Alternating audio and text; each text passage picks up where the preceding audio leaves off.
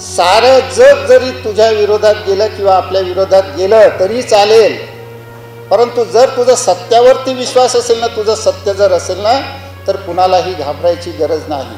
आज जो खरा काळ तो संविधानाचा काळ, आणि तो काळ कशामुळे आला? डॉक्टर बाबासाहेब आंबेडकरांमुळे. डॉक्टर बाबासाहेब आंबेडकरांच्या धम्मक्रांतीनंतर किंवा धम्मक्रांतीच्या आधी ज्या लोकांनी ज्या चळवळीमध्ये ज्या लोकांनी काम केलं आणि अतिशय निस्वार्थपणे काम केलं, बाबासाहेबांच्या चळवळीमध्ये, बाबासाहेबांच्या चळवळीच्या आधी जेव्हा शेड्यूल कास्ट फेडरेशनची स्थापना बाबासाहेबांनी केली 1942मध्ये, त्या शेड्यूल कास्ट फेडरेशनचं कामसुद्धा करण्याचं भाग्य आमचे बालारामजी टेंभुर्णे बाबा यांनी त्याची शाखा आपल्या पाठीपुऱ्यामधून सुरुवात केली.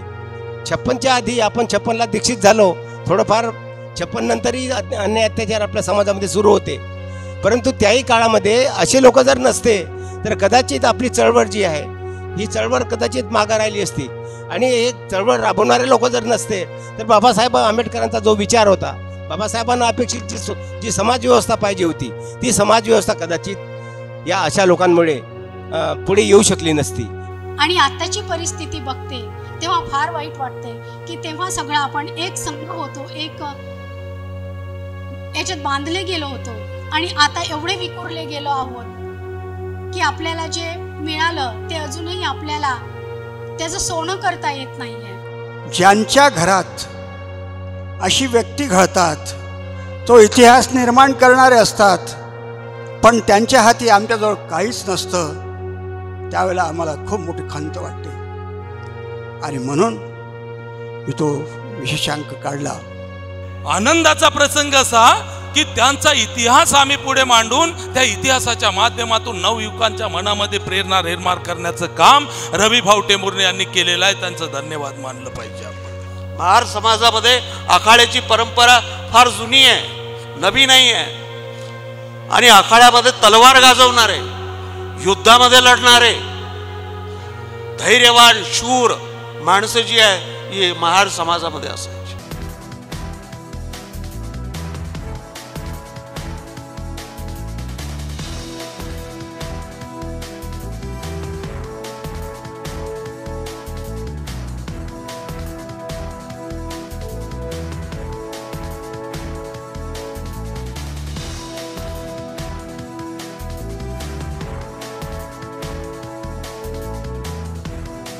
मान्यवरांचं स्वागत या ठिकाणी संपन्न झालेलं आहे, परंतु ज्यांच्या परिश्रमामुळं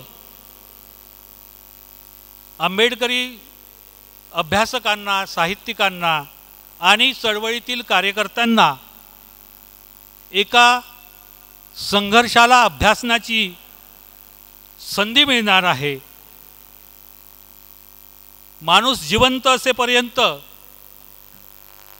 त्याची सामाजिक क्षितिजावर एक ओळख असते, परंतु तो गेल्यानंतर त्याच्या पाऊलखुणा शोधणं, त्यानं आपल्या आयुष्यात केलेला जो प्रवास असतो तो प्रवास कोणत्या वाटेनं केला, त्या वाटेमध्ये काय दगडधोंडे लागले, काय काटे लागले, ह्या सगळ्यांचं पुस्तक रूपानं बांधणी करून चळवळीतील कार्यकर्त्यांसाठी एक व्यक्तिमत्व निर्माण करणं ही एक मोठी गोष्ट आहे. आणि तेच काम आमचे गुरुबंधू आदरणीय रवींद्रजी टेंभुर्णे यांनी या ग्रंथ निर्मितीच्या माध्यमातून केलेलं आहे. आणि म्हणून आजच्या या कार्यक्रमाच्या निमित्तानं त्यांचंही या ठिकाणी स्वागत करणं क्रमप्राप्त आहे. आणि म्हणून मी टेंभुर्णे परिवारातील जे सदस्य आहेत, टेंभुर्णे परिवारातील सदस्यांना त्यांच्या स्वागतासाठी न बोलावता ज्यांच्या अध्यक्षतेखाली आजचा हा कार्यक्रम संपन्न होतो आहे, खरं म्हणजे चंदन बाबूंचे, रवींद्र टेंभुर्णेंचे आणि योगानंदजींचे आपल्या आयुष्याची अनेक वर्ष त्यांची सोबत गेलेली आहेत. आणि अशाच एखाद्या व्यक्तिमत्वाकडून त्यांचा या ठिकाणी स्वागत व्हावा, सत्कार व्हावा या उद्देशानं मी माझा सूत्रसंचालकाचा अधिकार वापरत या ठिकाणी मी चंदन बाबू तेलंग यांना विनंती करतो, आजच्या कार्यक्रमाचे सन्माननीय अध्यक्ष, की त्यांनी रवींद्र टेंभुर्णे यांचं आपल्या समक्ष या ठिकाणी स्वागत करावं, सन्मान करावा. नमो तस् भगवतो अरहतो सम्मा संबुद्धस्स. नमो तस् भगवतो अरहतो सम्मा संबुद्धस्स. नमो तस् भगवतो अरहतो सम्मा संबुद्धस्स. बुद्धं शरणं गच्छामि, धम्मं शरणं गच्छामि, संघं शरणं गच्छामि. सूरामेरय मद्यपमादठाना वेरमणि सिक्खापदं समादयामि. साधु साधु साधु. सगळ्यात जास्त आपल्याला स्वकीयांचा विरोध पत्करावा लागतो, नातेवाईकांचा पत्करावा लागतो. जेव्हा आपल्याला सामाजिक कार्यामध्ये, धार्मिक कार्यामध्ये, राजकारणामध्ये जेव्हा उडी घ्यावी लागते, तेव्हा समजतं आपल्याला की खरा कोण, खोटा कोण, कोणाला जवळ घ्यायचं, कोणाला दूर लोटायचं. आणि या लोकांना सातत्यानं, जे लोक चळवळीमध्ये राहतात ना, त्यांच्या घरची स्थिती काय आहे हे ते लोक सांगत नाही, परंतु त्यांच्या पाठीमागची जे त्यांच्या पत्नी असतात घर चालवणाऱ्या, त्यांना माहीत असतं की घर काय आहे, कसं चालवायचं, कसं आम्ही चालवतो, कसं निभवतो. 8-8 दिवस घराबाहेर राहणारे, 15-15 दिवस घराबाहेर राहणारी ही कार्यकर्ते मंडळी कसं जगत असतील. आता हे सगळ्यांमध्येच आपल्यामध्ये ते आपण फार कष्टामधून आलेलो आहोत, आम्हीच नाही. फक्त एक गोष्ट मी माझ्या वडिलांनी मला सांगितली, बेटा एक गोष्ट लक्षात ठेवायची, सारं जग जरी तुझ्या विरोधात गेलं किंवा आपल्या विरोधात गेलं तरी चालेल, परंतु जर तुझा सत्यावरती विश्वास असेल ना, तुझं सत्य जर असेल ना, तर कुणालाही घाबरायची गरज नाही. फक्त एक उदाहरण सांगतो निष्ठेचं त्यांच्या, आणि मी माझं आता सगळ्यात महत्त्वाचं प्रास्ताविकामध्ये सांगतो की ही इथे मंडळी जी बसलेली आहे, टेंभुर्णे तर परिवार आहेत, पण ही इथे बसलेली मंडळी जी आहे ना, ही सगळी आमच्या परिवारातील मंडळी आहे. असं मी का म्हणतो परिवारातील मंडळी? आमचे ज्येष्ठ बंधू आहेत, आजचे अध्यक्ष चंदन भाऊ, त्याचं कारणही तसंच आहे.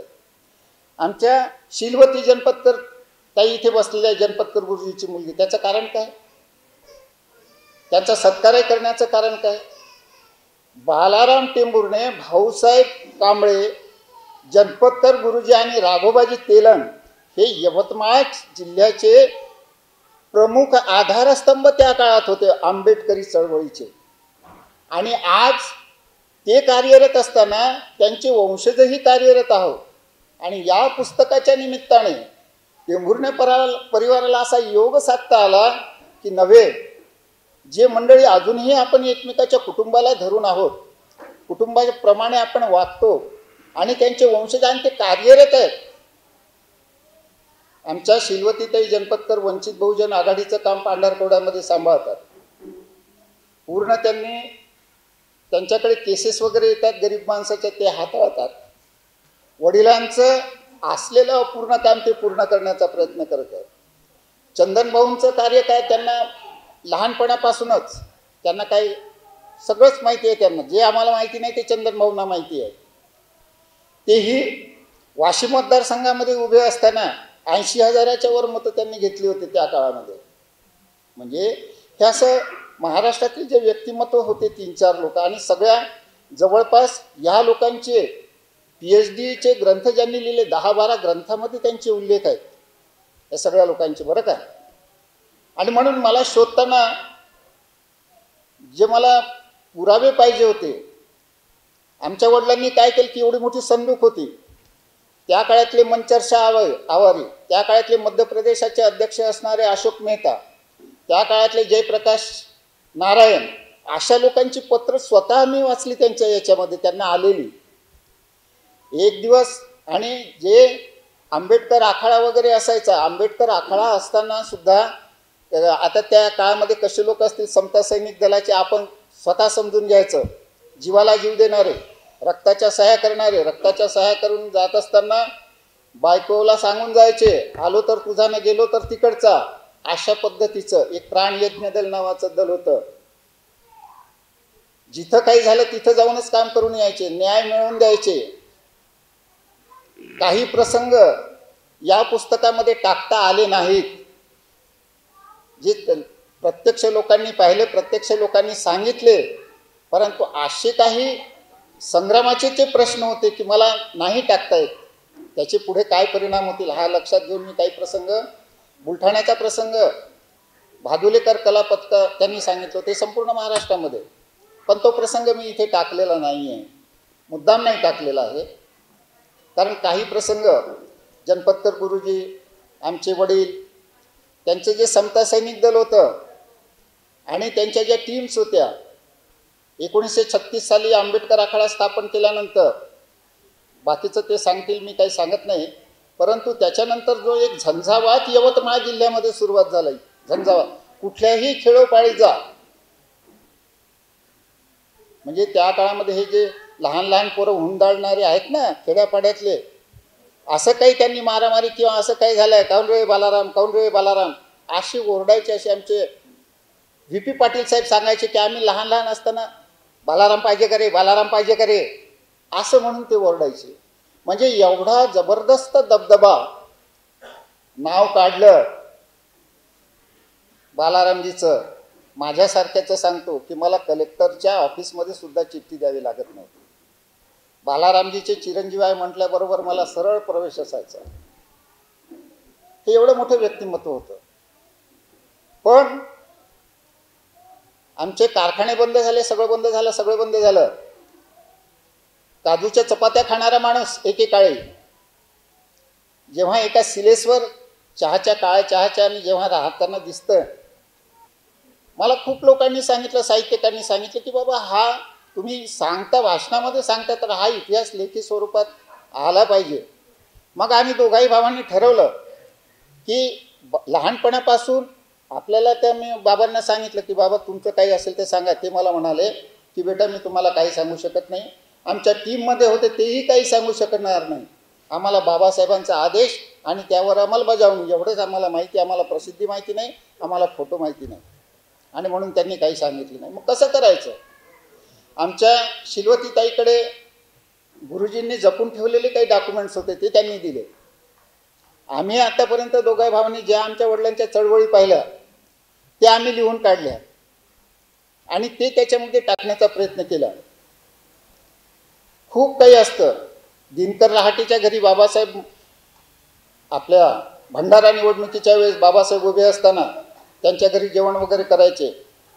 भाऊसाहेब कांबळे, आमचे चंदन भाऊचे वडील राघवाजी तेलंग, जनपतकर गुरुजी आणि बालारामजी टेंभुर्णे यांना बाबासाहेबांनी स्वतः बोलवून प्रचारासाठी त्यांना वळसा देसाईगंज हा प्रचाराचा भाग त्यांनी दिला होता. परंतु असं असताना सुद्धा ते अतिशय सालस व्यक्तिमत्वाचे धनी होते. सालस व्यक्तिमत्वाचे धनी, ज्याच्याशी चांगलं त्याच्याशी चांगलं, नाही तर मग तो जो दलित पॅंथरचा काळ पाहिला असाल त्याच्याही पेक्षा भयानक काळ होता तो, आणि त्याच्यामुळे आपण घडलो. तर मला एवढंच सांगायचं, म्हणजे इथे प्रकर्षानं मी पूर्ण सांगणार नाही, मान्यवरांचं इथे आहे, इथे सगळे माझ्या विनंतीला मान देऊन, भाऊच्या विनंतीला मान देऊन इथे सगळे जे आम्ही बोलावलं आहे, आणि माझं कुटुंबच आहे पूर्ण, सागर जाधवपासून तर आमचे जमदार सराजचे जे आहेत ते सुद्धा आमच्या कुटुंबातलेच एक व्यक्तिमत्व आहेत. आणि आमचे बनसोड साहेबांबद्दल काय सांगायचं, जेव्हा जेव्हा आमच्यावर असे संकटमय प्रसंग आले तेव्हा तेव्हा त्यांनी आम्हाला या संकटातून काढण्याचा मार्गदर्शन केलं. आमचे मोठे बंधूच आहेत ते, आम्ही त्यांना कुटुंबापासून अलग करूच शकत नाही. अशा तऱ्हेनं आता आमच्या दोघा भावांचं व्यक्तिमत्व सांगण्याची गरज नाही, आमचा इतिहास सांगण्याची गरज नाही. लहानपणापासूनच आम्ही चळवळीत होतो, परंतु कुठल्याही आजचं जे चालतं आहे भाकर मिठ्ठू प्रकरण त्याच्यामध्ये आम्ही कधीही राहिलेलो नाही. म्हणून आज हा जो आमच्या टेंभुर्णे परिवारावरती प्रेम करणारा हा जो समुदाय आज इथे मला दिसतो आहे, हेच आमचं मोठं धन आहे. याच्यापेक्षा मोठं धन दुसरं काही नाही. इथेच मी थांबतो. पुन्हा तुम्हा सगळ्यांना जय भीम करतो. विवार जमीन करतो आणि माझं प्रास्ताविक संपवतो. धन्यवाद. धन्यवाद रवींद्र भाऊ. आपण आपल्या पित्याविषयी आणि या कार्यक्रमाची प्रस्तावना करताना काही गोष्टींचा उलगडा या ठिकाणी केलेला आहे आणि ते खरंही आहे. अगदी 3रा वर्ग शिकलेला माणूस चळवळीत एवढा मोठा होत गेला की विदर्भच नव्हे तर महाराष्ट्रातल्या कुठल्याही समता सैनिक दलाच्या तत्कालीन कार्यकर्त्याला विचारा की बालारामजी टेंभुर्णे कोण होते. असं हे व्यक्तिमत्व आणि ते आपल्या यवतमाळचे भूमिपुत्र होते. याचा यवतमाळ करून आम्हालाही सार्थ अभिमान आहे. माँ, हाथ फटे फटे से चेहरे पर झुर्रियाँ पाले हुए, दुबली पतली पैर छाले से लिपटे हुए, बीड़ी बनाती मेरी माँ, खेत खलिहानों में मजदूरी करती, संघर्षरत ईंट पत्थर ढोती, तवे पर रोटी सेकती, अपने नन्हे को निवाला देती, कोई अभिमन्यु न फंसे चक्रव्यूह में, नहीं सोती मेरी माँ रात रात, माँ दर्द के आंसू पीती है, अंकुर से वर्तमान का जवाब मांगती है, माँ का प्यार पाषाण को भी पिघलाता है, बंजर भूमि को भी हरा भरा करता है, वह मानिनी स्वाभिमानिनी है, भोज का भार ले पौरुषत्व जगाता है, मनु का त्वेष सम्मान का राजमुकुट, इतिहास का निर्माण मुक्ति का द्वार है माँ. थँक्यू. बालाराम टेंभुर्णे यांनी केलेलं आहे आणि पुण्याच्या पब्लिकेशननं हे पुस्तक प्रकाशित केलेलं आहे. अगदी गुगलवर सुद्धा हे पुस्तक तुम्हाला वाचायला मिळणार आहे. आजचा हा प्रसंग माझ्या दृष्टीनं खूपच महत्त्वाचा, आनंदाचा आणि एक स्वाभिमानाचा दिवस म्हटला तरी चालेल. कारण या बालारामजी टेंभुर्णे आणि सत्यमाबाबाई टेंभुर्णे यांच्याशी माझा संबंध 1952 पासून आहे. जे 70-75 वर्षाचे इथे असतील त्यांना कदाचित लक्षात येईल. कारण 1952 मध्ये माझे वडील नेर या विधानसभेमध्ये schedule caste federation doctor Babasaheb Ambedkar यांच्या पक्षाच्या वतीने उभे होते. त्यावेळेस आमच्याकडे एक कार ती ब्रिटिशाच्या काळात स्पोकवाली कार होती ती. तर मी त्यावेळेस 6-7 वर्षाचा असेल. पण मी त्या प्रचाराकरता त्या गाडीमध्ये बसून गेलो. त्या ठिकाणी त्यावेळेस टेंभुर्णे साहेब होते, ते आमचे मामा ज्ञानेश्वर लोटकर होते. आणि तेव्हापासूनचा जो मला जेव्हा जेव्हा कळायला लागलं तेव्हापासून या घराण्याशी आमचा संबंध जुळत गेला. बालारामजी टेंभुर्णे आणि राघोबाजी तेलंग हे इथे असायचे, गणपतकर गुरुजी पांढरकवड्याला असायचे. त्याच्यामुळं ही जी यवतमाळ जिल्ह्यामध्ये जी एक डॉक्टर बाबासाहेब आंबेडकरांच्या चळवळीची ताकद होती या लोकांनी ती या ठिकाणी राबविली. नंतर 1957 मध्ये देखील माझे वडील वडील विधानसभेमध्ये उभे होते. त्यावेळी देखील मी उत्तमराव पाटलाचे वडील त्यांच्याबरोबर बसून वणीला गेलो होतो. तेव्हा माझा हा जो राजकीय संबंध आहे माझा लहानपणापासूनच यांच्याबरोबर वावरलेला. टेंभुर्णे परिवाराशी यांना आम्ही टेंभुर्णे किंवा बालाराम हे म्हणत नसत, तर आम्ही त्यांना वस्ताद म्हणत. आणि त्यांच्या मिसेसला म्हणजे योगेंद्र आपल्या रवी आणि योगानंद टेंभुर्णे यांच्या आम्ही वस्तादीन बाई म्हणायचं. वस्ताद आणि वस्तादीन बाई पाटीपुऱ्यामध्ये ते वस्तादच होते. कारण पाटीपुरा हा सुरुवातीपासून आपल्या समाजाचा असल्यामुळे तो त्या काळात कसा असेल 60-70 वर्षाच्या आधीचा आहे तुम्ही लक्षात घेऊ शकता. मार घास चोरी चपात्या हेच आपल्या समोर काम होते. आणि खेड्यापाड्यात अन्याय अत्याचार व्हायचा त्यावेळेस हे लोक जायचे. त्यावेळेस महादेव वस्ताद देखील होते. परंतु बालारामजी आणि राघोबाजी यांचे संबंध डॉक्टर बाबासाहेब आंबेडकरांच्या चळवळीत असल्यामुळे गावागावाशी संबंध, लोकांशी संबंध, जिथे जिथे अन्याय अत्याचार होत गेला तिथे त्या ठिकाणी ते जायचे. आणि यांच्यासोबतच माझी आणि वस्ताद म्हणजे तुम्ही समजून घ्या बलारामजी. मी त्यांना वस्ताद म्हणायचे. आमचे घर गाय पूर्ण आमचं गाव तिघे ना वस्तादच म्हणायचे. वस्ताद आणि वस्तादीन बाई ते पाटीपुराचे वस्तादच होते. त्या वस्तादांचा आमच्या कुटुंबावर हात असल्यामुळे आम्हाला भर करण्याची देखील कोणी ताकद होत नव्हती. असा तो काळ होता. अशा काळामध्ये आम्ही त्यांच्यासोबत माझी आणि वस्ताद यांची ती एवढी मैत्री होती. मी तर खूप लहान, ते खूप मोठे, पण आम्ही दोघे फिरायला जायचो. बजरंग सोडा फॅक्टरी मेन लाईन मध्ये होती, तिथे पेपर वाचायला जायचो.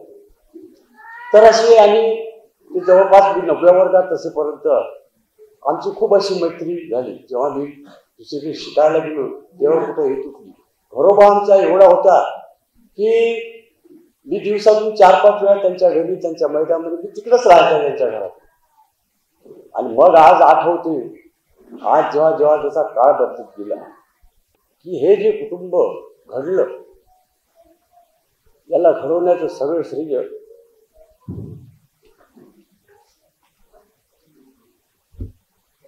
वस्तादीन बाईचा.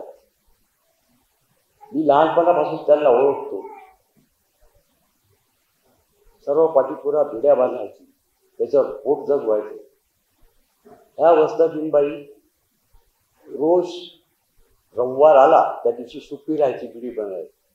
ह्या मुळी आणण्याकरता जंगलात जायच्या रविवारच्या दिवशी. आजूबाजूच्या सगळ्या त्या खोबऱ्यागडी बाई, मिश्रामबाई वगैरे राहायच्या त्यांच्यासोबत. ह्या रविवारी जाऊन मुळ्या आणायच्या आणि त्या मुळ्यावर 8 दिवस ते स्वयंपाक करायचे. बालारामजी राजकारणी असल्यामुळे ते कधी कधी काम करायचे, कधी नाही. आणि अशा या बिडी बांधण्यावरून त्या सत्यभामाबाईंनी, त्या वस्तादीन बाईंनी आपलं कुटुंब जगवलं. हे मी माझ्या लहानपणापासून पाहिलेलं आहे. आणि आज जे तुम्हाला जे काही दिसत आहे ते रवी योगेंद्र हे त्याचं फळ हे भरभरून असेल तर मी माझ्या डोळ्यांनी पाहिलेलं. आज जी परिस्थिती आहे ती आपण पाहत आहोत, पण 50-70 वर्षाच्या आधी काय कंडिशन आपल्या समाजाची आपल्या सगळ्यांना माहीत आहे. आज तर असा काळ आहे की मी तर म्हणे हा काळ ते रामराज्य ते काय असेल ते काही रामराज्य वगैरे काही नाही. आज जो खरा काळ आहे तो संविधानाचा काळ आहे. आणि तो काळ कशामुळे आला? डॉक्टर बाबासाहेब आंबेडकरांमुळे. या 50 वर्षामध्ये आज आपण कुठे गेलो, कुठे आहोत? 50 वर्षाच्या आधी आम्ही कुठे होतो, कसं होतो? शिकायची आमच्याजवळ सोय नव्हती, खायची सोय नव्हती. पण जेव्हा 1952 नंतर संविधान लागू झालं आणि या संविधानाने असं काही या देशाला एका ह्याच्यात बांधलं की आज जे आपण म्हणू की हे खरं राज्य संविधानाचं राज्य आहे. रामराज्यापेक्षा देखील चांगलं आहे. का प्रत्येकाला न्याय मागण्याचा अधिकार आहे. ज्याच्यावर अन्याय, अत्याचार, अन्याय होईल प्रत्येकाला, मग तू गरीब असो, दलित असो, श्रीमंत असो, प्रत्येक त्या संविधानासोबत चालत आहे. आज आपण एक घडामोडी पाहतो, राजकारणी घडामोडी पाहतो, जे बाबासाहेबांचं नाव घेऊ शकत नव्हते ते आज जसे सत्ता पलट झाली, पक्ष पलट झाले, सगळे बाबासाहेबांच्या नावावर संविधानामध्ये काढले. चला कोर्टात टाका, कोर्टात टाका. अरे हा न्याय कुणी दिला? हा डॉक्टर बाबासाहेब आंबेडकरांनी. आणि म्हणून बाबासाहेबांचे तर आपण उपकार फेडू शकत नाही. पण आज ज्यांचा आपण या ठिकाणी कार्यक्रम करत आहोत, या कार्यक्रमाला जर आपण म्हणजे या ठिकाणी आलो आणि ज्या कुटुंबाने खस्ता घालून समाजसेवा करून आज त्यांनी आपलं कुटुंब घडवलं आणि या कुटुंबाचं आज हे पुस्तक रूपाने फळ आपल्याला मिळालेलं आहे. आणि मला यांनी संधी दिली. मी एक त्यांचा घरचाच होतो. वस्तादीन माहिती एवढं चांगलं मटण बनवायचं त्या काळात, ते काय मसाल्याचं म्हणायचं. आणि आजही मला ती चव आठवली. काळा मसाला, त्याचं मटण. आणि आठवड्यातून एकच वेळ मिळायचा, कारण परिस्थितीच नसायची. 7 दिवस भिड्या बांधा, 5 दिवस ती काय जी मजुरी त्याच्यावर जगवा.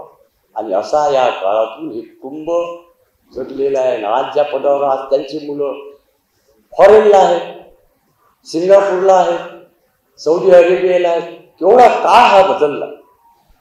जे 50-60 वर्षाच्या आधीची जी काही आमची मित्रमंडळी त्यांना हा काळ माहीत आहे की आधी काय होता आणि आज काय आहे. आज कशाचीच कमतरता. तसा हा काळ डॉक्टर बाबासाहेब आंबेडकरांमुळे आपल्याला आलेला आहे. हे लक्षात, म्हणून आपण त्यांची उपकार कधी फेडू शकत नाही. पण अशा अनेक टेंभुर्णे परिवारासारखे असे अनेक कुटुंब या महाराष्ट्रामध्ये निर्माण झाली, तयार झाली. अशीच व्हावं, पुढे पुढे प्रत्येकाची मुलं सगळे जिकडे तिकडे शिकावं, हीच आजच्या प्रसंगी. कारण मी पहिल्यांदा हे केलं की मी आता 5 दिवसात 20 सलाईन घेऊन आलेलो, पण या कार्यक्रमात जर मी आलो नसतो तर मला असं चुकल्यासारखं झालं असतं की मी ज्यांच्या लहान असताना ज्यांच्या घरी मी जगलो, ज्यांच्या घरी राहिलो, ज्यांच्याबरोबर फिरत गेलो, मी दोघांनी पिक्चर पाहिले. हे काही कोणाला माहीत असेल? जे मला माहीत आहे ते कोणालाच माहीत नाही. ते रे हरके सांग.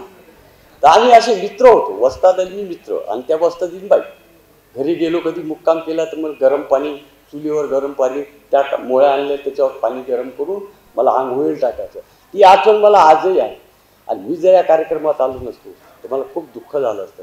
मला आज खूप आनंद झाला की मी या कार्यक्रमात आलो.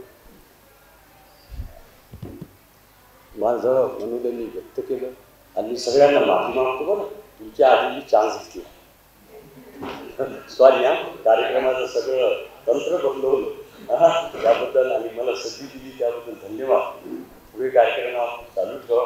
मी आपली सुट्टी घेतो. जय हिंद. खरं म्हणजे प्रमुख कार्यक्रम जो आहे या आजच्या दिवसाचा, हा आदरणीय बालारामजी टेंभुर्णे यांच्या गौरव ग्रंथाचं प्रकाशन या ठिकाणी संपन्न झालेलं आहे.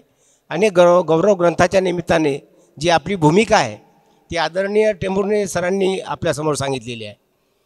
त्या भूमिकेप्रमाणे जर आपण विचार करतो म्हटलं तर आजच्या काळामध्ये आज आपण जो आजचा दिवस जो आपण सर्वानुमते असा ठरवलेला आहे, या दिवसाचं महत्त्व आपण या ठिकाणी जाणून घेतलेलं आहे.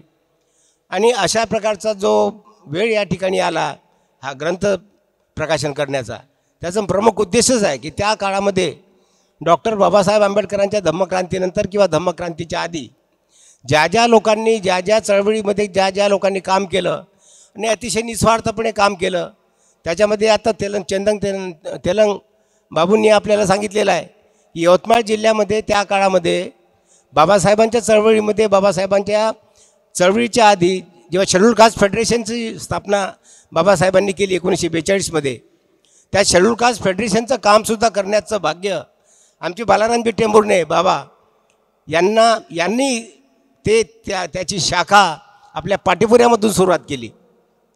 आणि या निमित्ताने जनपदकर गुरुजी असतील, राघोबाजी तेलंग असतील, हे जे त्रिकूट होतं या यवतमाळ जिल्ह्यामध्ये, पुसदचे भाऊसाहेब ॲडव्होकेट भाऊसाहेब कांबळे असतील, ह्या सगळ्यांनी मिळून त्या काळामध्ये जे कार्य केलं, अनेक लोक होते, BK आगमे वगैरे होते, कुटुंबाचे माबी डांगे होते. हे लोक जिव्हाळ्यानं जे समाजाचं काम करायचं, आपल्या घरावरती तुळशीपत्र टाकून समाजसेवेला निघायचे. जिथे जिथं अत्याचार होत असतील त्या अत्याचाराला वाचा फोडण्यासाठी आणि या जातीवादी लोकांवरती दहशत माजवण्याचं जे काम आहे ते त्या काळामध्ये या लोकांनी केलेलं आहे. जिथं कुठे खेड्यापाड्यावरती अन्याय अत्याचार होत असतील, कारण 56च्या आधी आपण 56ला दीक्षित झालो, थोडंफार 56 नंतरही अन्याय अत्याचार आपल्या समाजामध्ये सुरू होते. परंतु त्याही काळामध्ये असे लोक जर नसते तर कदाचित आपली चळवळ जी आहे ही चळवळ कदाचित मागं राहिली असती. आणि एक चळवळ राबवणारे लोक जर नसते तर बाबासाहेब आंबेडकरांचा जो विचार होता, बाबासाहेबांना अपेक्षित जी समाजव्यवस्था पाहिजे होती, ती समाजव्यवस्था कदाचित या अशा लोकांमुळे पुढे येऊ शकली नसती. आणि म्हणून आजही जे लोक आपल्या घरावरती तुळशीपत्र ठेवून, बाबासाहेब म्हणत होते की जे लोक आजही जे आपल्या घरावर तुळशीपत्र ठेवून निस्वार्थपणानं समाजाची सेवा करतात, वेळप्रसंगी आपली कुर्बानीही देतात, ते लोक धन्य होत, असं बाबासाहेब आंबेडकर म्हणत होते. आणि या उक्तीला अनुसरून त्या काळामध्ये हे जी मंडळी काम करत होती, आदरणीय बालारामजी टेंभुर्णे यांचं अनेक ग्रंथामध्ये नाव आलेलं आहे. मी खेड्यापाड्यावरती लहानपणी भजनासाठी जात होतो, त्यावेळेस आम्हाला त्यावेळच्या ते लोक खेड्यापाड्यावरचे सांगायचे की बालारामजी टेंभुर्णे आमच्याकडे यायचे, आमच्याकडे कुस्ती शिकवायचे, दांडपट्टा शिकवायचे, आखाड्यामध्ये कुस्त्या शिकवायचे, सामाजिक चळवळीमध्ये आपण कसं राहिलं पाहिजे ते शिकवायचे, रणनीती कशी आखायची या समाज जातीवादाविरुद्ध हे शिकवायचे. आणि अशा खेड्यापाड्यामध्ये आम्ही त्यावेळेला फिरलो, त्यावेळेला अनेक खेड्यापाड्यावरचे लोक सांगायचे. मला जेव्हा यवतमाळला आलो, ती यवतमाळला जवळजवळ मी 1970 त्या दरम्यान आलो. आणि ते मला माहिती होतं. आणि म्हणून योगानंदजी टेंभुर्णे योगायोगानं माझे क्लासमेट होते. BA पर्यंत आम्ही एकत्र शिकलो. आणि म्हणून या कुटुंबाशी जवळजवळ 40 वर्षापासून माझा संबंध आला. आणि संबंध याही दृष्टीने आला की मला थोडीशी आवड होती सामाजिक सेवेची. आणि कुठल्यामुळे आम्ही बरोबर BA झालो. आणि म्हणून त्यांच्या आर्थिक परिस्थितीची मला पूर्ण जाणीव आहे. आणि म्हणून मला असं वाटते की अशा प्रकारचे समाज चळवळीमधले जे लोक आहेत, प्रामाणिकपणे जे समाज चळवळीमध्ये काम करतात, त्यांच्या वाट्याला हे अशा प्रकारचा सत्कार आणि अशा प्रकारचं गौरवग्रंथ वगैरे भलत्याच्याच नावानं गौरवग्रंथ वगैरे निघत नाहीत, हे असं मला वाटते. आणि म्हणून मी आजच्या या दिवशी आम्ही बालारामजी टेंभुर्णे, सत्यभामाबाई टेंभुर्णे यांच्या स्मृतींना मी त्रिवार अभिवादन करतो. या ठिकाणी थांबतो. जय भीम, जय बुद्ध, जय भारत. तू निघालास तेव्हा काळोखाचं राज्य होतं. सूर्यफुलांनीही पाठ फिरवली होती. माळवाटेनं जायचं नाकारलं तेव्हा काच खळग्यांनी तुझे स्वागत केलेत. तू आलास परिस्थितीवर स्वार आणि घडविलास नवा इतिहास. आणि तू झालास मूक समाजाचा नायक. हे डॉक्टर बाबासाहेब आंबेडकरांबद्दल बोलते. आणि बाबासाहेब आंबेडकरांच्या या वाटेवर तळहातावरती प्राण घेऊन त्यांच्यासोबत उभे होते बालारामजी टेंभुर्णे, जनपतकर गुरुजी, राघोबाजी तेलंग आणि अनेक असे आंबेडकरी चळवळीतील वादळ वारे ज्यांचं आयुष्य बेचिराग झालं. काही बाबासाहेबांच्या सानिध्यानं सोनं झालं आणि इतिहासाच्या चळवळीमध्ये सुवर्णक्षणांनी त्यांचं नावं लिहिल्या गेले. खरं तर आज मी या आंबेडकरी चळवळीतील वादळवारा बालारामजी टेंभुर्णे याच्यामध्ये माझ्या बाबांचा एक लेख आहे. आणि तो त्यांनी लेख याआधी बालारामजी टेंभुर्णे यांच्या स्मरणिका यांच्या स्मृतिप्रित्यर्थ काढण्यात आली होती, त्याच्यामध्ये देण्यात आले होतं. तर या अनुषंगाने मी ते इथे वाचू इच्छिते. कारण चळवळीचा इतिहासामध्ये जास्त डोकवल्या तर कदाचित तुम्ही इथे बसलेल्यांच्या प्रत्येकांचे डोळे पाणवेल. माझ्या घरी पुस्तकांचा आणि त्या काळात येणाऱ्यांचा पत्रांचा एवढा ढीग आहे. ती चाळते ना तेव्हा मन सुन्न होतं. सर्वांनी आपल्या वेदना लिहून पाठवल्यात. आम्हाला लवकर या गुरुजी, लवकर या, बालारामजी टेंभुर्णे यांना घेऊन या. आमची परिस्थिती फार बिकट आहे, आमच्यावरती हल्ले होतात, आमचं जगणं मुश्किल झालंय आणि तुम्ही उशीर केला तर कदाचित आम्ही जिवंत कोणीही तुम्हाला भेटू शकणार नाही. अशा आशयाचे जेव्हा मी पत्र नेहमीच असं चाळत असताना बघते आणि आत्ताची परिस्थिती बघते तेव्हा फार वाईट वाटते की तेव्हा सगळं आपण एक संघ होतो, एक याच्यात बांधले गेलो होतो आणि आता एवढे विखुरले गेलो आहोत की आपल्याला जे मिळालं ते अजूनही आपल्याला त्याचं सोनं करता येत नाही आहे. याची खरंच मला खूप खंत वाटते, दुःख होते. तर मी संघर्षमय बालारामजी टेंभुर्णे हा माझ्या वडिलांनी लिहिलेला लेख, म्हणजे माझे वडील तुकाराम कोंडबाजी जनपतकर यांनी लिहिलेला लेख मी इथे वाचून दाखवते आहे.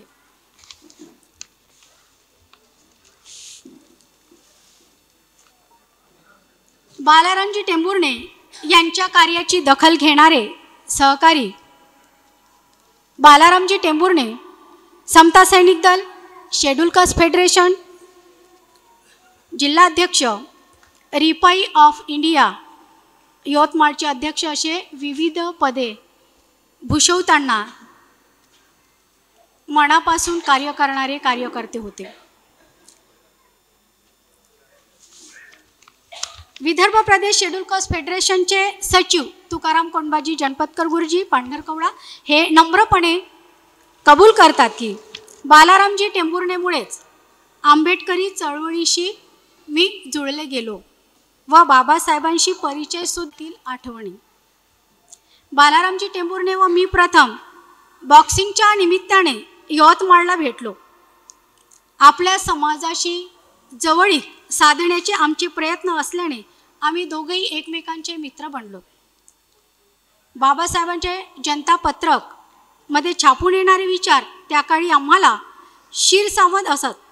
आम्ही त्या विचारानुरूप कार्य करू लागलो.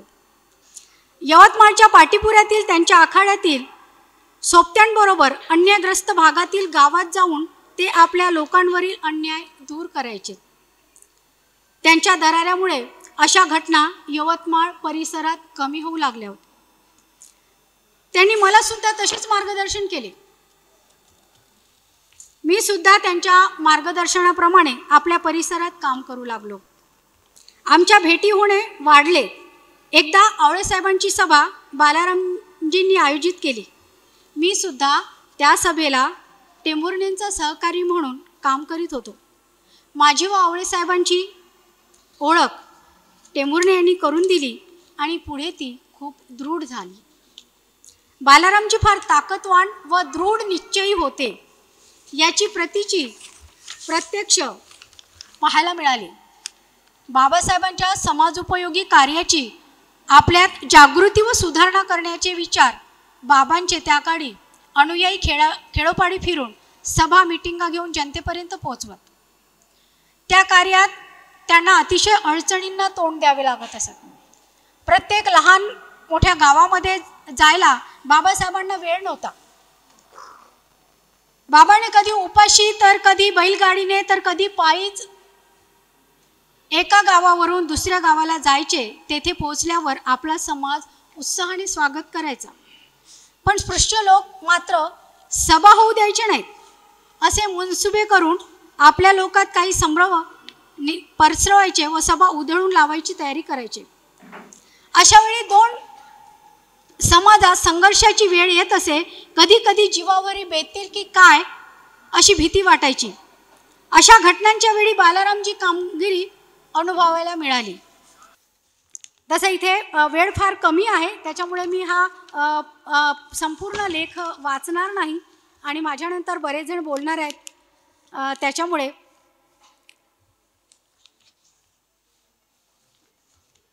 आपल्या जीवनाच्या शेवटपर्यंत बालारामजी टेंभुर्णे हे अन्यायाविरुद्ध जातीवादी लोकांशी लढत जनतेला मार्गदर्शन करत होते. त्यांनी आयुष्यात कुणाच्याही दबावाला न भिता रंजल्या गांजल्यांची सेवा केली आणि एका अशा सच्च्या दिलाचा बाबांचा मित्र 24/7/89 यवतमाळला आपल्या निवासस्थानी सोडून गेला आणि निर्वणस्थ झाला. आणि त्यांच्या अनेक कार्याची प्रेरणा अशीच सर्वांना देत राहो. त्यांची स्मृती असेच नवीन चळवळीत नव्या दमाने येण्यासाठी त्यांचं हे पुस्तक प्रेरणादायी ठरो एवढीच मी आशा व्यक्त करते आणि माझे 2 शब्द इथेच पूर्ण करते. धन्यवाद. या ग्रंथाच्या संदर्भानं रवींद्र भाऊशी जेव्हा चर्चा व्हायची या चर्चेमध्ये हे प्रसंग ते आमच्या पुढे उद्धृत करायचे असो. यानंतर मी हा कार्यक्रम पुढे नेतो आहे आणि कार्यक्रमाचे सन्माननीय प्रमुख अतिथी प्राध्यापक सागर जाधव या ठिकाणी तुमच्याशी बोलणारच आहेत. पण तत्पूर्वी टेंभुर्णे परिवाराच्या वतीने आमचे ज्येष्ठ बंधू आदरणीय योगानंदजी आपल्याशी संवाद साधू इच्छितात. मी त्यांना विनंती करतो की त्यांनी बसूनच या ठिकाणी बोलावं. या निमित्ताने मी हे बोलू शकतो की मी जेव्हा कॉलेजमध्ये होतो आणि त्यावेळेला आमचं संघर्ष एकांकिकेची प्रॅक्टिस सुरू होती, तालीम सुरू होती आणि त्यानंतर आम्ही ते नाटक वगैरे केलं. त्याचा पहिला नंबर आला आणि मीच लेखक होतो संघर्ष एकांकिकेचा. पण आमच्या वडिलांनी त्यांचं ते लाकडी एक पेटी होती, त्याच्यामध्ये जे काही साहित्य होतं हे सर्व साहित्य त्याने जाळून टाकलं होतं. त्यावेळेला मी म्हणालो की बाबा तुम्ही काय केलं हे? ते म्हणाले मला जे काही करायचं ते मी केलं, आता मी हे सर्व जाळून टाकणार आहे आणि मी जाळणार आहे. त्यावेळेला आमच्यासारख्या सुशिक्षित म्हणवणाऱ्या किंवा सामाजिक संदर्भात काहीतरी लिहिणाऱ्या याच्यामध्ये आम्हाला खूप दुःख झालं होतं की बाबांनी एवढे कष्ट सहन केले, एवढ्या चळवळी राबवल्या आणि त्या चळवळीचं काहीही त्यांनी ठेवलेलं नव्हतं. हँडबिल्स नाही, कुणाचे पत्र नाही, कुणाचं काहीही त्यांनी ठेवलं नव्हतं. पण एकदा मला असं वाटलं की बाबा तर गेलेत, पण त्यांच्या निमित्ताने त्यांची स्मरणिका तरी कमीत कमी निघाली पाहिजे. आणि म्हणून मी एक सुरुवातीला बऱ्याच दिवसाआधी एक स्मरणिका काढली होती. त्या स्मरणिकेमध्ये यवतमाळ जिल्ह्यातील जे काही कार्यकर्ते होते त्या कार्यकर्त्यांनी त्यांचा लेखाजोखा आम्हाला सादर केला. आम्ही ते छापले. त्यामध्ये प्रमुख महत्त्वाचं नाव म्हणजे जनबतकर गुरुजी. त्यांनी जो इतिहास लिहिला, जो लेख लिहिला, तो आम्हाला फारच आवडला. आमच्या स्मरणीय राहणारा असा हे आहे. त्यानिमित्तानं आणि मग हे झाल्यानंतर त्या कार्यक्रमाला रामरतन जानोरकर आपल्या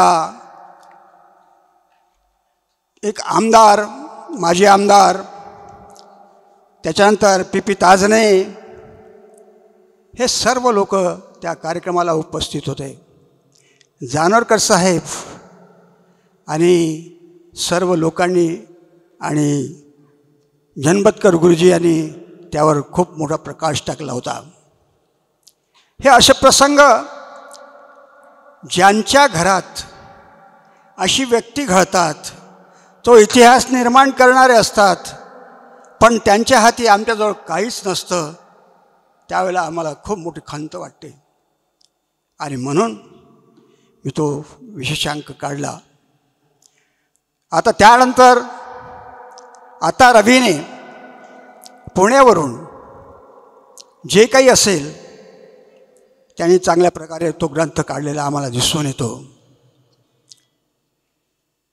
सुरुवातीला आम्ही ग्रंथाच्या निमित्ताने बाबासाहेबांसोबत काही फोटो दिसतात का हे पाहण्याकरता पुलगाव, भंडारा इथे गेलो. कारण भंडाऱ्याच्या इलेक्शनमध्ये ते उभे होते आणि बाबासाहेब त्यांच्या प्रचाराला होते. पुलगावला बाबासाहेब आंबेडकर चौपनला पुलगावला आले. त्यांच्या दिमतीला त्यांचे बॉडीगार्ड म्हणून आमचे वडील होते. आणि मग असा इतिहास लिहिण्याकरता आम्ही हे करत होतो. पण बाबासाहेबांचा म्हणजे बाबासाहेबांसोबत त्यांचे काही फोटो आढळले नाहीत. पण ज्यावेळेला आम्ही कॉलेजमध्ये होतो आणि त्यावेळेस जे प्रसंग मी तुम्हाला सांगितले केसच्या संदर्भातले, त्यावेळेस सर्व नस्तमस्तक माझ्या. आणि म्हणून असे काही बरेच प्रसंग आहेत की ते आम्ही म्हणजे हे कशामुळं की जे प्रेरणा ज्या आमच्या वडिलांनी आम्हाला दिली होती हे त्याच्यामुळं सर्व घडलेलं आहे. आणि असे अनेक प्रसंग असतील. आणि आता मी बरेच आता वक्ते तर आहेच म्हणा, त्यांना बोलायचं आहे आणि त्यामुळे मी इथेच थांबतो. जय भीम. बांधवांनो, भगिनींनो, पाटीपुरा हा लढवय्याचे एक खदान राहिलेला आहे. या पाटीपुऱ्यामध्ये समस्त यवतमाळाला नव्हे, विदर्भाला नव्हे, महाराष्ट्राला न्याय देणारी जमात जन्माला घालण्याचा एक कार्यक्रम मागील कित्येक वर्षापासून पाटीपुऱ्यात सुरू आहे. ज्या संदर्भाने आज आपण इथे उपस्थित आहोत आणि चर्चा करतो आहोत, एकमेकांचे विचार ऐकतो आहोत, तो संदर्भ असा की पाटीपुऱ्यातला एक असा लढवय्या योद्धा ज्याचं नाव होतं आदरणीय बालारामजी टेंभुर्णे. या पाटीपुऱ्यामध्ये जन्माला आल्यानंतर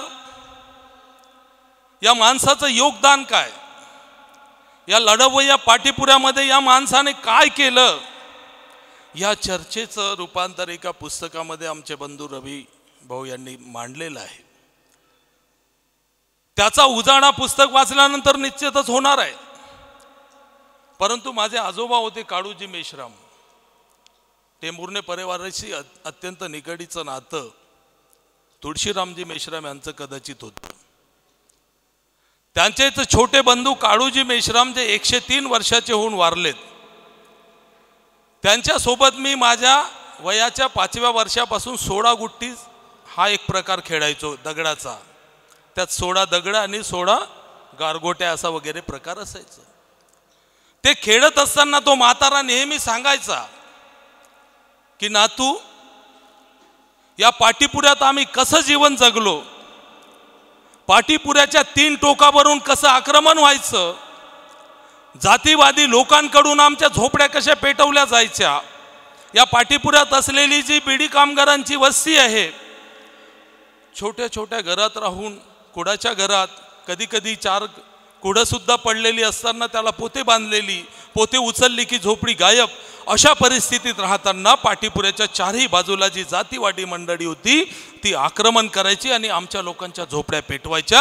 तेव्हा एका टोकावर वस्तात बालारामजी टेंभुर्णे, दुसऱ्या टोकावर महादेव वस्तात, तिसऱ्या टोकावर शिवदास मेश्राम, अशी ही मंडळी या पाटीपुऱ्याचं रक्षण करायची. ही रक्षण करणारी जमात पाटीपुऱ्याने दिली. आणि आनंदाचा प्रसंग असा की त्यांचा इतिहास आम्ही पुढे मांडून त्या इतिहासाच्या माध्यमातून नवयुवकांच्या मनामध्ये प्रेरणा निर्माण करण्याचं काम रविभाऊ टेंभुर्णे यांनी केलेलं आहे. त्यांचं धन्यवाद मानलं पाहिजे आपण. कारण जो खरा कार्यकर्ता असतो तो काम करतो. मगाशी योगानंद भाऊ बोललेत की आमच्या वडिलांनी कुठलेही पुरावे जिवंत ठेवले नाहीत, त्यांना ही गरज वाटली नाही. मी कारण या समाजासाठी जगलो आणि समाजासाठी मरण पावलो, मेलो, संपलो. माझा इतिहास मला ठेवण्याची गरज नाही. मी जे केलं याचं माझ्याशी उराशी बाळगून मी असणार आहोत. परंतु रविभाऊंनी हा इतिहास जिवंत केला आणि पाटीपुऱ्यातल्या प्रत्येक युवकांच्या मनात हा इतिहास नक्कीच वाचल्यानंतर प्रेरणा देत राहील. त्या कडकडीतून त्यांनी जो मनोभावातून तो इतिहास मांडला असेल तो आम्हाला अत्यंत स्वीकार्य आहे. मगाशी बोललेत की त्या काही गोष्टी त्या पुस्तकात मांडता आल्यात नाहीत. जसं ते रक्ताच्या स्वाक्षरीने समता सैनिक दलाची एक टीम होती की रक्ताची स्वाक्षरी त्यावर केल्या जायची. ते केवळ यासाठी की मी आज घरून निघालेलो आहे, परंतु परत येईल की नाही याची मला शाश्वती नाही. याची प्रतिज्ञा म्हणजे ती रक्ताची स्वाक्षरी असायची समता सैनिक दलामध्ये. आणि त्या रक्ताच्या स्वाक्षऱ्या करण्याच्या टीमचे प्रमुख कदाचित बालारामजी टेंभुर्णे होते, एवढं माझ्या ऐकण्यात आलेलं आहे. आम्ही सुद्धा रविभाऊंच्या माध्यमातून समता सैनिक दलाची पुनर्बांधणी पाटीपुऱ्या या परिसरात केली आणि पाटीपुऱ्याचं रक्षण करण्याचं धाडस सुद्धा आम्ही करतोय आणि त्याचाच वारसा आम्ही पुढे नेण्याचं काम करणार आहोत. एवढंच या प्रसंगी मानतो. बालारामजी टेंभुर्णे यांचा रक्तरंजित पाटीपुऱ्याचा इतिहास त्यांनी केलेलं आहे. आमच्या बिडी मजुरांच्या आंदोलनांचं रक्षण, आमच्या झोपड्यांचं रक्षण, कदाचित या रक्षणामुळे आम्ही घडलेले आहोत हे ते मी आवर्जून सांगतो आणि थांबतो. जय भीम. या कालखंडामध्ये 21व्या शतकामध्ये कोणाच्या डोळ्यामध्ये कुणासाठी आसवं येणं हे क्षण आता दुर्मिळ होत चाललेले आहेत. मात्र या क्षणाचे धनी आदरणीय बालारामजी टेंभुर्णे किंवा आमच्या आई असतील सत्यभामा टेंभुर्णे, खरं म्हणजे त्यांचं भाऊक होणं देखील मला काळजातून हलवून गेलं. या ठिकाणी या पुस्तकाला आदरणीय जंजाळ सर, या पुस्तकाला मी ऐतिहासिक असं पुस्तक म्हणतो, ऐतिहासिक असा ग्रंथ म्हणतो. आणि मी थोडीशी आणखी एक दुरुस्ती करतो की हा काही कौटुंबिक कार्यक्रम नाही. टेंभुर्णे दादा, योगानंदजी दादा असतील, रवींद्र दादा असतील, त्यांची क्षमा मागतो. हा त्यांचा कौटुंबिक कार्यक्रम नाही आहे. हा त्यांचा कौटुंबिक कार्यक्रम असता तर आता 9:30 पावणे 10 होत आलेत. आदरणीय सर, मी अनेक ठिकाणी पुस्तकांच्या प्रकाशन सोहळ्यासाठी गेलो. इतक्या शांतपणे, इतक्या संयमाने, एवढी मोठी हा सगळा हॉल भरलेला आहे आणि तो शांतपणे बसलेला आहे. मी असा समजतो की ही सगळी माणसं मौनपणे बालारामजी टेंभुर्णे यांच्या कार्यकर्तृत्वाला आपल्या मौनत्वातून मानवंदना देत आहे. इतक्या संयमाने आपण बसलेला आहात.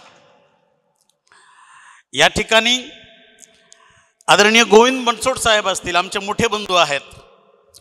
या ठिकाणी शीलावती जनपदकर ताई आहेत. खरं म्हणजे जनपदकर गुरुजी यांचा लेख वाचत असताना ताई मी अशी कल्पना करत होतो, मला खरं म्हणजे संधी मिळाली. 2-3 वर्षापूर्वी नांदेडला एका कार्यक्रमाला मी होतो आणि तेवढ्या मोठ्या माणसाचा सन्मान करण्याचा, सत्कार करण्याची संधी मला मिळाली. मी असं समजतो की त्या ज्यांनी बाबासाहेबांना पाहिलं त्या माणसांच्या पावलांना मला स्पर्श करता आला, याचा आनंद झाला. आणि ताई जेव्हा तो लेख वाचत होत्या, मला तो राजबिंडा असा तो पैलवान आहे जनपद गुरुजी, धोतर वगैरे आणि असं, ते या ठिकाणी उभे राहून बालारामजी टेंभुर्णे यांना मानवंदना देत आहेत, त्यांच्याबद्दल बोलत आहेत असं मला जाणवत होतं. योगानंद दादा दिसत नाही डोळ्यांनी, दोन्ही डोळ्यांनी दिसत नाही. मी म्हटलं दादा आपण बसून बोला. रणमैदानात बसून नाही तर कंबर कसून उभं राहण्याचं जे सामर्थ्य बालारामजी टेंभुर्णे पेरून गेले ते या ठिकाणी मला दिसलं.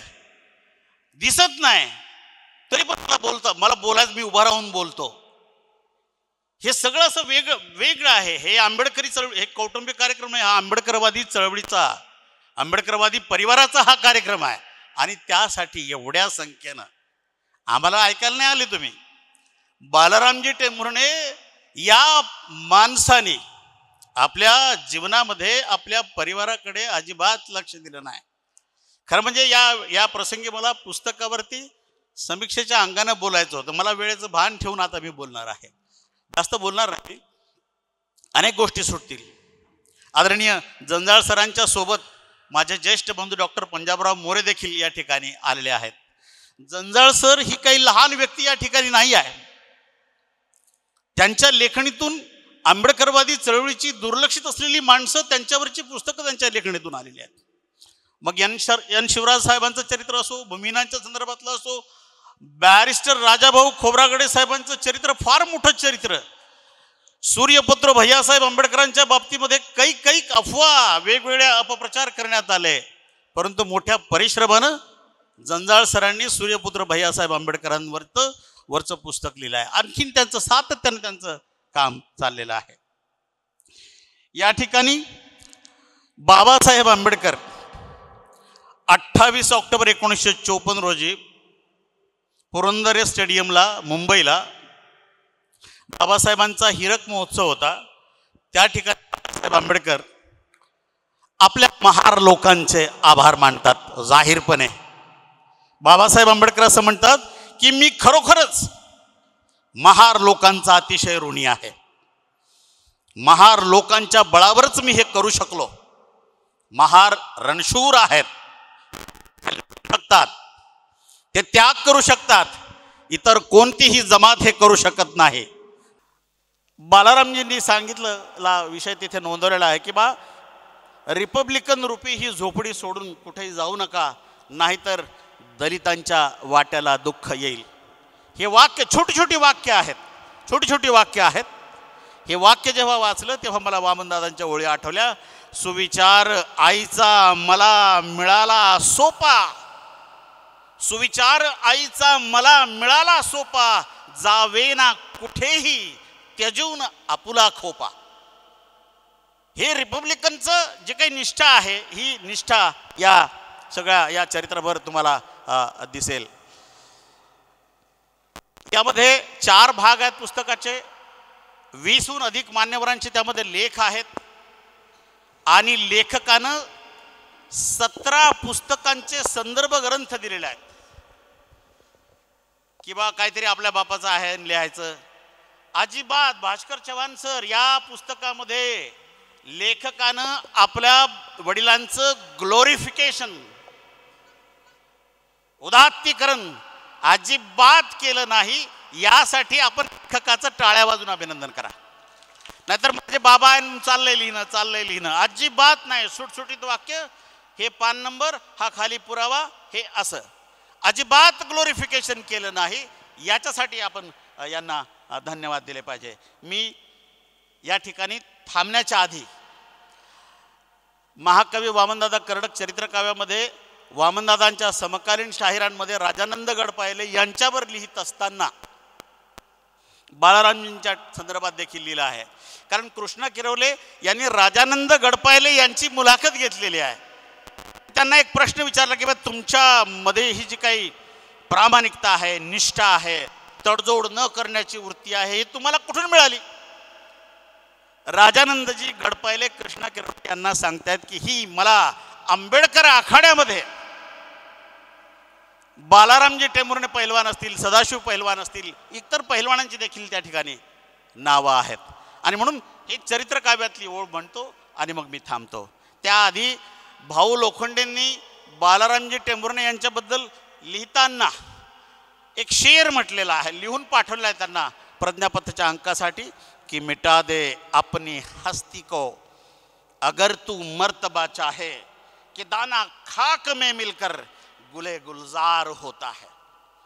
हे गुले गुलजार होताना मी पाहत होतो. आता बालारामजींची जी पंतू आहेत त्यांच्यासाठी बालारामजी सुरक्षित असं अंबर सोडून गेलेत. आणि म्हणून ते नातवंड इथं पंतू ते खेळत होते. नातू तर भले मोठे मोठे आहेत, ते पंतू इथे खेळत होते की मिटा दे अपनी हस्ती को. त्यांनी केलं ते.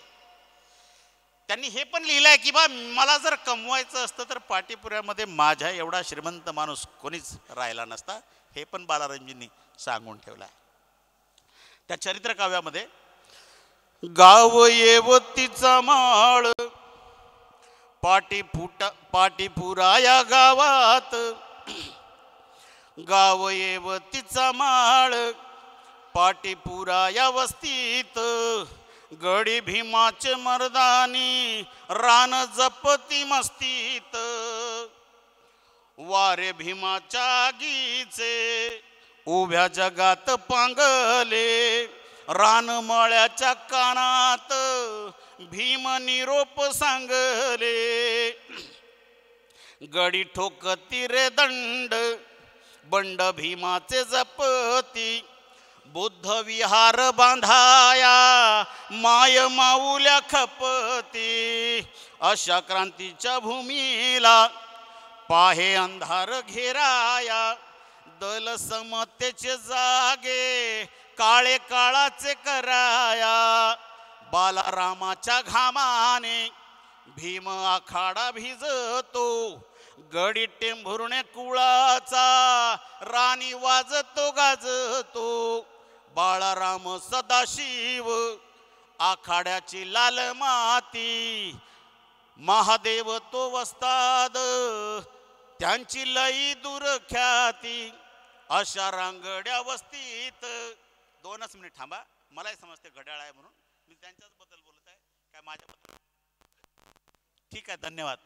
मला फक्त एवढंच बोलायचं आहे की आम्ही सगळे जेवण झाल्यानंतर बसायचो आणि पप्पा आम्हाला खूप गोष्टी सांगायच्यात की त्यांनी आणि त्यांच्या बाबांनी कसं टेंभुर्णे परिवारांनी कसं एकत्र येऊन कशा लढाई लढल्या, आणि आमच्या या पुढच्या पिढींना कदाचित ते नाही ऐकायला भेटणार.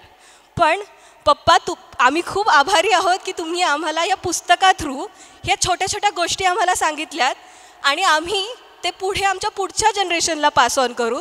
त्यासाठी खूप खूप थँक्यू. आणि तुम्हा सर्वांचा जे एवढे शांततेत सगळं ऐकत आहेत, 10 वाजलेत, पोटात गडगडाट होत असेल, थँक्यू. तुम्ही एवढं शांततेत ऐकत आहात सर्व. आणि यासहित मी वासनिक काकांना पास करते. तुम्ही सगळे शांत बसलेले आहात. तुम्हाला थोडंसं चार्ज करण्यासाठी मी एक छोटीशी कविता या ठिकाणी सादर करतो, जर तुमची इच्छा असेल तर. पिता पिता जीवन है, पिता पिता जीवन है, संबल है, शक्ति है. पिता पिता जीवन है, संबल है, शक्ति है. पिता सृष्टि के निर्माण की अभिव्यक्ति है. पिता सृष्टि के निर्माण की अभिव्यक्ति है. पिता पिता अंगुली पकड़े बच्चों का सहारा है. पिता अंगुली पकड़े बच्चों का सहारा है. पिता पिता कभी कुछ खट्टा कभी कुछ खारा है, पिता कभी कुछ खट्टा कभी कुछ खारा है, पिता पिता पालन है, पिता पोषण है, पिता पालन है, पोषण है, परिवार का अनुशासन है, पिता पिता धौस से चलने वाला प्रेम का प्रशासन है, पिता पिता रोटी है, कपड़ा है, मकान है, पिता पिता रोटी है, कपड़ा है, मकान है, पिता पिता छोटे से परिंदे का बड़ा आसमान है, पिता छोटे से परिंदे का बड़ा आसमान आहे. आणि म्हणून त्यांच्याच कार्यकर्तृत्वाचं कदाचित धनसंपत्ती त्यांना त्यांच्या वडिलांमुळे मिळालेली नसेल, परंतु हे जे विश्व आहे, हे समोर हे सगळं कमावलेलं विश्व आहे आणि हे त्यांच्या पित्यांच्या कार्यकर्तृत्वाचं धन आहे असं मी समजतो. आणि तुमचा अधिकचा वेळ न घेता आजच्या कार्यक्रमाचे प्रमुख अतिथी ज्यांच्या शुभ हस्ते या ग्रंथाचं प्रकाशन या ठिकाणी संपन्न झालं, त्या आदरणीय डॉक्टर प्रकाश जमदार सरांना विनंती करतो की त्यांनी या ठिकाणी यावं आणि या कार्यक्रमाच्या अनुषंगानं आम्हाला संबोधित करावं. आदरणीय प्राध्यापक प्रकाशजी जमदार सर. कोण होते बालारामजी टेंभुर्णे? बालारामजी टेंभुर्णे या यवतमाळमध्ये जेव्हा आले ते वर्ष होते 1936. या 1936च्या अगोदर बाबासाहेब आंबेडकरांनी धर्मांतराची घोषणा केली होती 1935 साली. आणि या 1935 साली धर्मांतराच्या घोषणेचं स्वागत आणि त्याचा पुरस्कार सर्व महाराष्ट्रातून सर्व जिल्ह्यातून होत होता. ही घटना कळत नकळत वर्तमानपत्रातून कानोकानी पोचत यवतमाळ जिल्ह्यात आली आणि यवतमाळ जिल्ह्यात पहिली सभा बालारामजी टेंभुर्णेंच्या उपस्थितीमध्ये पाटीपुऱ्यामध्ये झाली आणि त्या सभेमध्ये बाबासाहेब आंबेडकरांच्या धर्मांतरांच्या घोषणेला त्यांनी पाठिंबा घोषित केला. पाटीपुरामध्ये ही काही पहिली सभा होती असंही नाही आहे. पाटीपुरामध्ये या अगोदरसुद्धा आंबेडकरी चळवळीच्या सभा झाल्या. 1932मध्ये या यवतमाळमध्ये बाबासाहेब आंबेडकर तरुण संघाची स्थापना झाली होती आणि या तरुण संघाच्या वतीने 1933मध्ये 24 सप्टेंबर 1933ला एक विशाल मोर्चा काढण्यात आला होता. हा मोर्चा होता, एकाच्या डोक्यावर गांधीजीचा फोटो होता, एकाच्या डोक्यावर बाबासाहेबाचा फोटो होता आणि पुणे करार जिंदाबाद अशा घोषणा देत हा मोर्चा जो आहे या यवतमाळ शहरामधून फिरला होता. यवतमाळ शहरामधून ही एवढीच घटना नाही आहे, या अगोदरसुद्धा या जिल्ह्यामध्ये जवळपास विठ्ठल दशरथ मकेश्वर आणि एक जानवे नावाचे गृहस्थ होते आणि राघोबाजी तेलंग जे आहेत यांच्या पासून या चळवळीचं निर्मिती जे आहे, निर्माण जे आहे ते व्हायला होतं.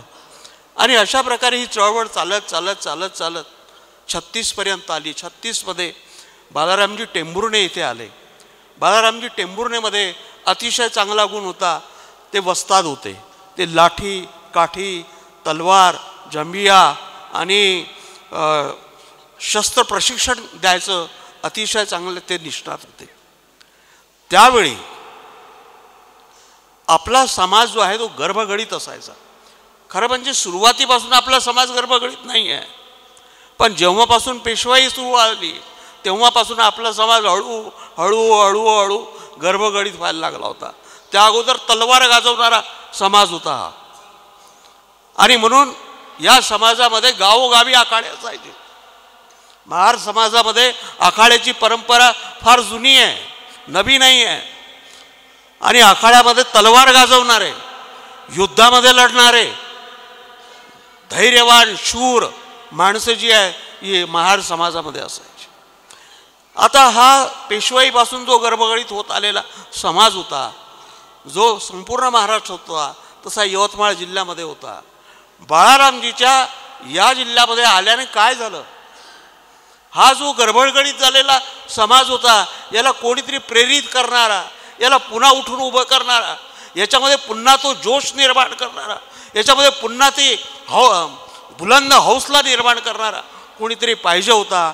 आणि ते काम जे आहे ते बालारामजी टेंभुर्णेंनी केलं. तुम्हाला यवतमाळ आणि पाटीपुरा आणि यवतमाळ आणि पाटीपुरा इथपर्यंतच बोलले. हे काही खरं नाही. बालारामजींची कीर्ती बाबूजी आवळेपर्यंत जाऊन पोचली. बाबूजी आवळे जे आहेत ते अखिल भारतीय समता सैनिक दलाचे मुख्य सरचिटणीस होते. त्यांना अशा तरुणांची गरज होती ज्या तरुणांच्यावर बाबासाहेबांच्या संरक्षणाची जबाबदारी द्यायची होती. उल्लेख आलेला आहे, 56चा आलेला आहे उल्लेख. पण 1942 मध्ये नागपूरमध्ये शेड्यूल कास्ट फेडरेशनची स्थापना झाली. बाबासाहेब त्यावेळी तिथे आले होते आणि बाबूजी आवळेंनी बालारामजींना आणि त्यांच्या चमूला तिथे बोलवून घेतलं. अशा अनेक जिल्ह्याच्या चमू होत्या ज्यांना तिथे बोलावलं होतं आणि त्यांना सांगितलं की हा जो सगळा परिसर आहे हा परिसर शिस्त राखायची, या परिसरामध्ये कोणताही गोंधळ झाला नाही पाहिजे, कुणाचंही कोणी घुसखोरी नाही केली पाहिजे, ही सगळी जबाबदारी तुमची. आणि बालारामजी टेंभुर्णेंच्या नेतृत्वाखाली जे शिष्टमंडळ समता सैनिक दलाचं त्या 42च्या नागपूरच्या कार्यक्रमाला गेलं होतं त्यांनी अतिशय चोख ती जबाबदारी पार पाडली आणि बाबूजी आवळेंच्या डोळ्यामध्ये ते कार्य आलं आणि ते त्यांची जवळीक वाढली. आपण असं पाहतो की 14 ऑक्टोबर 1956ला नागपूरला दीक्षाभूमीवर कार्यक्रम झाला. हा कार्यक्रम काय साधा होता? या कार्यक्रमासाठी अनेक विरोधक टपून बसले होते ज्याची आपल्याला कल्पना नव्हती. आपल्या शत्रूला काय कारस्थान करता येईल यासाठी ते सगळे उतावीळ झालेले होते की हा कार्यक्रम कसा उधळून लावायचा. समता सैनिक दलाची 12 ऑक्टोबरला नागपूरमध्ये बैठक झाली. बालारामजी टेंभुर्णे आणि त्यांची चमू तिथे हजर होती. बालारामजी टेंभुर्णेवर काम दिलं की तुम्ही नागपूरमध्ये गस्त घालायची, कुठे काय चालू आहे, कुठे काय चालू आहे, कुणात काय चर्चा आहे, कुणात कोणती खबर आहे, हे सगळं तुम्ही माहिती काढायची. या आपल्या कार्यक्रमाला कोणतंही गालबोट लागता कामा नये आणि कुणाही दुश्मनाचं हल्ला करण्याची हिंमत या ठिकाणी होऊ नये किंवा कोणती गडबड करण्याची हिंमत होऊ नये. आता ही जबाबदारी काय सोपी होती? नागपूर शहर जे आहे ते कशासाठी प्रसिद्ध आहे हे तुम्हालाही माहिती आहे, मलाही माहीत आहे. एक दीक्षाभूमीसाठी आहे आणि एक RSSच्या गडासाठी. त्या RSSच्या गडात हा दीक्षाभूमीचा दीक्षा समारंभ घ्यायचा होता आणि त्या दीक्षा समारंभाला प्रचंड विरोध होता. हा विरोध जर हाणून पाडायचा असेल तर सगळी गुप्त वार्ता जी आहे ती मिळवायची होती. बालारामजी आणि त्यांचे काही सहकारी ते कदाचित चंद्रपूरमधले असतील, नागपूरमधले असतील, वर्ध्यामधले असतील, हे सगळे नागपूरचा चप्पा चप्पा फिरायचे. चप्पा चप्पा फिरून माहिती काढायचे आणि आवळे बाबूजींना माहिती द्यायचे. इथे अशी चर्चा सुरू आहे, तिथे तशी चर्चा सुरू आहे, तिथे अशा प्रकारचं भांडण सुरू होतं, तिथे तशा प्रकारची आपल्याच लोकात काही वेगळी चर्चा सुरू आहे, हे सगळे ते सांगायचे. आणि बाबूजी आवळे जे आहे ते बाबूजी आवळे एकांतामध्ये बाबासाहेबांच्या जवळ जाऊन हे सगळं सांगायचे आणि त्याचा कसा बंदोबस्त करायचा हे सुद्धा मार्गदर्शन घेऊन आवळे बाबूजी या सगळ्या आपल्या समता सैनिक दलाला सांगायचे. तर ते 3रं पुस्तकाचं प्रकाशन सुद्धा माझ्याच हस्ते आहे, याचंही मी आजच तुम्हाला सांगतो कारण तसं मला निमंत्रण मिळालेलं आहे. तर मी आपणा सर्वांची रजा घेतो. जय भीम. आम्ही भारताचे लोक, भारताचे एक सार्वभौम समाजवादी धर्मनिरपेक्ष लोकशाही गणराज्य घडवण्याचा व त्याचा सर्व नागरिकास सामाजिक, आर्थिक व राजनैतिक न्याय, विचार अभिव्यक्ती विश्वास, श्रद्धा व उपासना याचे स्वातंत्र्य, दर्जाची व संधीची समानता निश्चितपणे प्राप्त करून देण्याचा आणि त्या सर्वांमध्ये व्यक्तीची प्रतिष्ठा व राष्ट्राची एकता आणि एकात्मता यांचे आश्वासन देणारी बंधुता प्रवर्धित करण्याचा संकल्पपूर्वक निर्धार करून आमच्या संविधान सभेत आज दिनांक 26 नोव्हेंबर 1949 रोजी याद्वारे हे संविधान अंगीकृत आणि अधिनियमित करून स्वतः प्रत अर्पण करीत आहोत. जय भीम, जय भीम, जय भीम.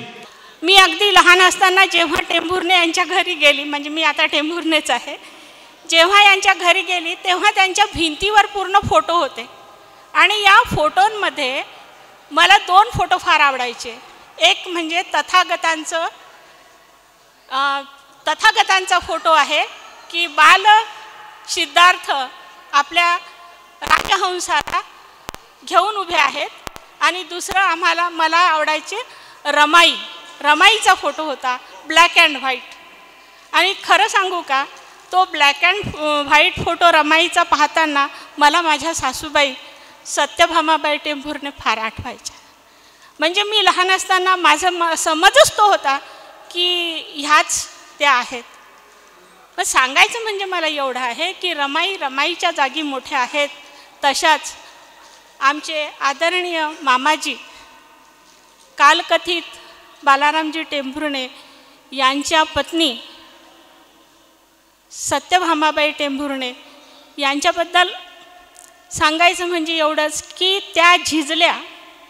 त्यांचा पदर एवढा मोठा होता की बालारामजी टेंभुर्णेसारखा वादळ वारा त्यांनी झेलला, त्याला सांभाळलं, आणि त्यांनाच नाही तर त्यांच्या या पुढच्या पिढीलाही त्यांनी सांभाळलं, आणि तोच वारसा त्यांनी आमच्यात उतरवलेला आहे. एवढं सांगते आणि सर्वांचे फार फार मनापासून आभार मानते आणि थांबते.